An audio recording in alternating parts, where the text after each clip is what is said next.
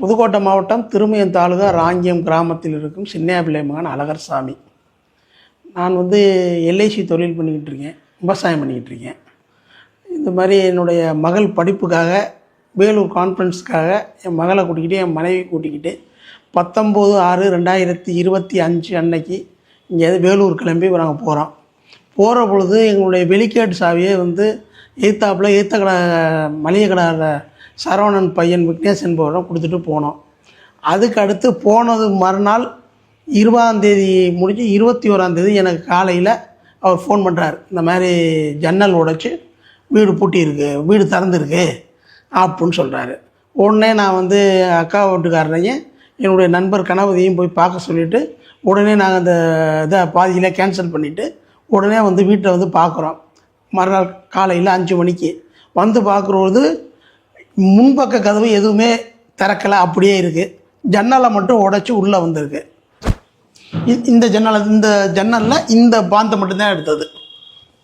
இந்த இது மட்டும் இதை கட் பண்ணி அப்படியே எடுத்துட்டாங்க. இதை கட் பண்ணி எடுத்து இந்த ரூமில் இந்த ரூமுக்கும் அந்த ஏத்த ரூமுக்கும் போயிடுறாங்க. இந்த ரூமில்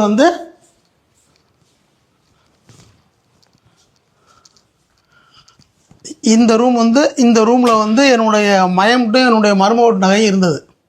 இந்த நகையை இதில் கிட்டத்தட்ட ஒரு 50 பவுனுக்கு மேலே எடுத்திருக்கு. இதில் எங்களுடைய பூர்வீக சாமி காப்பு இருந்தது. இதில் 2 காப்பு இருந்துச்சு. இதையும் உடைச்சி இந்த பீரோலையும் உடைச்சி எடுத்திருக்கு. அது போக இந்த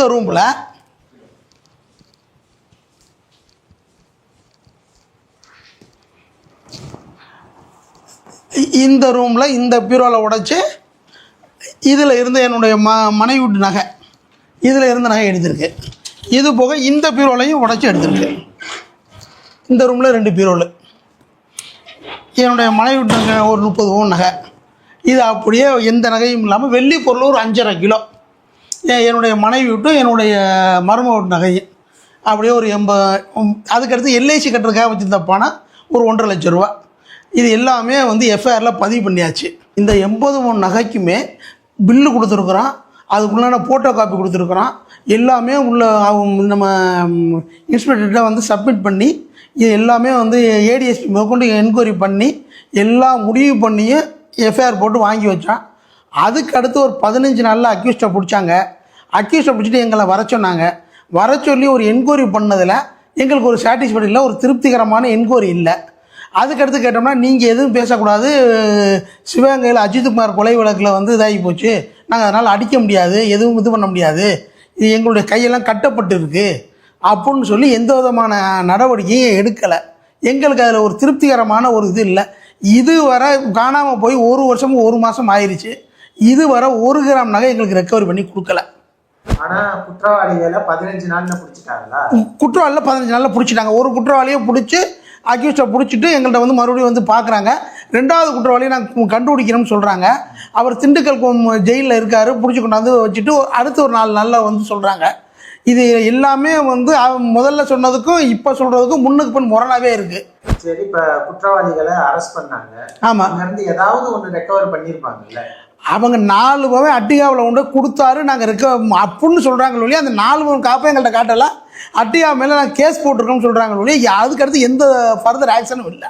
பனையப்பட்டி புதுக்கோட்டை மாவட்டம் பனையப்பட்டி ஸ்டேஷனில் இன்ஸ்பெக்டர் கௌரி மேடம் அவங்க என்ன சொல்கிறாங்கன்னா 2 ஐஃபோன் நாங்கள் ரெக்கவர் பண்ணி வச்சுருக்கிறோம், 2 2 வீலர் ரெக்கமெண்ட் பண்ணி வச்சுருக்கிறோம். அவன் போட்டிருந்த நகை ஒரு கை மைனர் செயின் அத்து தூக்கி வச்சுட்டு போனேன், அதை எடுத்தாந்து வச்சுருக்கிறோம். இதை நீங்கள் வாங்கிக்கிட்டு கேஸை முடிச்சுங்க அப்படின்னு சொன்னாங்க. அந்த நகை எங்கோட்டு இல்லைம்மா, எங்கோட்டு நகை தான் எங்களுக்கு வேணும் அப்படின்னு சொல்லிட்டு இந்த நகை வேண்டாம் அப்படின்னு சொல்லிட்டோம். இதுக்கடுத்து நாங்கள் புதுக்கோட்டையில் போய் எஸ்பி ஆஃபீஸில் போய் நாங்கள் பார்த்து எஸ்பி அவங்கள போய் பேசுகிற பொழுது அவங்க நீங்கள் பொன்னவரில் டிஎஸ்பி சாரை போய் பாருங்கள் அப்படின்னாங்க. மறுபடியும் நாங்கள் டிஎஸ்பி சாரை போய் கண்ணன் சாரை போய் பார்க்குறோம்.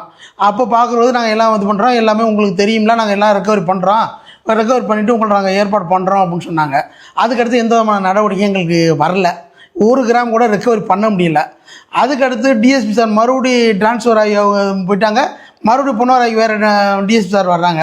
அவங்களும் போய் பார்த்து பேசுகிறோம். அதே மாதிரி மறுபடியும் எஸ்பி சார்கிட்ட போய் வர்ற பொழுது யதார்த்தமாக அந்த டிஎஸ்பி சாராக இங்கே வந்திருந்தாங்க. அவங்க உடனே நீங்கள் பொன்னவராகி என்னை பாருங்கள் அப்படின்னு சொன்னாங்க. மறுபடியும் அவங்களையும் போய் பார்த்து பேசுகிறோம். அவங்கள போய் பார்த்துற பொழுது நான் உடனே பார்த்து எனக்கு ஏற்பாடு பண்ணுறேன், உங்களுக்கு எல்லாம் ஏற்பாடு நான் பண்ணித்தர்றேன், கொஞ்சம் பொறுமையாக இருங்க அப்படின்னு சொன்னாங்க. அதையும் முடிச்சுக்கிட்டு பேசாமல் இருந்தோம். அதுவும் எந்த விதமான நடவடிக்கையும் நடக்கலை. அதுக்கடுத்து எங்களை வந்து நீங்கள் போனால் இதுவுமே ஒன்றும் பண்ண முடியாதுன்னு எங்களுக்கு தான் ஒரு இது சொல்கிறாங்களே ஒழிய எங்களுக்கு எந்த விதமான ஒரே நாங்கள் மன கஷ்டத்துலேயும் வீட்லேயும் ஒரு குழப்பத்துலேயும் நாங்கள் வந்து பெரிய சஞ்சலத்துலேயும் இருந்துக்கிட்டு இருக்கோம். என்ன பண்ணுறதுன்னு எங்களுக்கு புரியாத சூழ்நிலை இருக்கோம். டிஎஸ்பி சார் சரவணன் சாரை பார்த்துட்டு கடைசி நம்பிக்கையாக இன்றைக்கி கொடுத்துட்டு வந்திருக்கிறோம். இதுக்கு இடையில் வந்து பல வழக்குகளில் வந்து இருக்கிற பொழுது கௌரி மேடம் வந்து எங்களுக்கு வந்து நீங்கள் எதுவும் பண்ண முடியாதுன்னு சொல்லி எங்களை ரொம்ப மன உளைச்சலுக்கு உள்ளானதுனால நாங்கள் மறுபடி மதுரை ஹைகோர்ட்டில் போய் இவங்க காவல்துறை மேலே நம்பிக்கை இல்லாதனால அந்த நேரம் போன திராவிட முன்னேற்ற கழக ஆட்சியில் வந்து அவங்களுடைய நடவடிக்கை சரியில்லாத காரணத்தினால மதுரை ஹைகோர்ட்டில் போய் நாங்கள் போய் இங்கே ஒரு சிபிசிஐடி இந்த வழக்கு சரியாக நடக்கலை அப்படின்னு சொல்லிட்டு சிபிசிஐடிக்கு மாற்றி கொடுங்க அப்படின்னு மறுபடியும் கேட்டிருக்கோம். அதுவும் 2 வாய்தா வந்துச்சு. இப்போ மறுபடியும் புதுசாக வந்திருக்கிற தமிழக வெற்றி கழக ஆட்சியில் வந்து எங்களுக்கு ஒரு விஜய் சார் மேலே ஒரு முதலமைச்சர் விஜய் சார் மேலே ஒரு நம்பிக்கை இருக்குது. காவல்துறையும் தமிழக முதல்வர் சேர்ந்து எங்களுக்கு இந்த எஃப்ஐஆர் காப்பியும் காட்டுறேன், எல்லாத்தையும் பார்த்து எங்களுக்கு ஒரு முடிவு பண்ணி எங்களுடைய போன நகையை திருப்பி கொடுக்குறதுக்கு முழுந்திய நடவடிக்கை எடுக்கிற மாதிரி பணிவோடு கேட்டுக்கொள்கிறேன். இந்த எஃப்ஐஆர் காப்பியும் காட்டுறேன்.